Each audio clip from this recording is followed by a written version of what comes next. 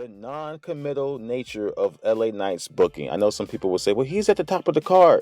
They truly had no other choice, and they're still trying to pour cold water on him. Of course, bro. I never heard nothing that crazy. Wild. That was pretty Relax, wild. man. As much as possible. LA Knight has even said it himself.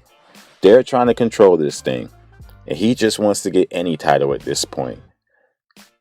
Any other time, any other booker, especially now that you got 2 world titles, there's no freaking excuse.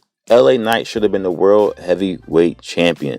We're not saying give it to him for 3,000 days or whatever you finna do with Roman Reigns, but he could have beat Seth Rollins, and Seth Rollins could have got it back. Then he could have did a triple threat match, got it back. Then Drew McIntyre could have got it. That world title could have elevated a few guys by now. But it's this non-committal nature of the LA Knight booking when you don't even realize you got to put LA Knight at the top of the food chain so he can use his mic skills and his charisma to help pull somebody else up who doesn't have that much charisma but can work or has the look or has the angle.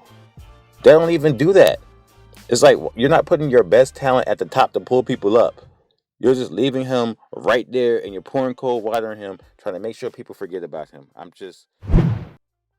But Cody's still not finishing the story when he should have. It should have just been over and done with, and then you could have wrote a whole new story. But now he's still in a year-plus long storyline with no payoff. Cody Rhodes, no payoff. And that's what they do now. The Usos, no payoff. Who's going to win? Are they even fighting anymore? There's no payoff to any of these angles. Drew McIntyre, is he ever going to get his get back for COVID? Drew McIntyre is still trying to beat somebody for a title. This is going on 2+ years. Long storylines with no surprises and not finishing stories.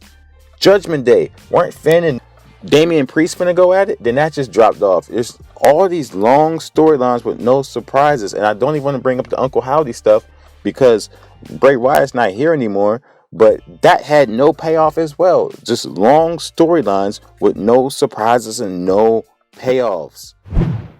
NXT call-ups just appear with no story. Speaking of lack of story, no vignettes, and just a lack of effort in general.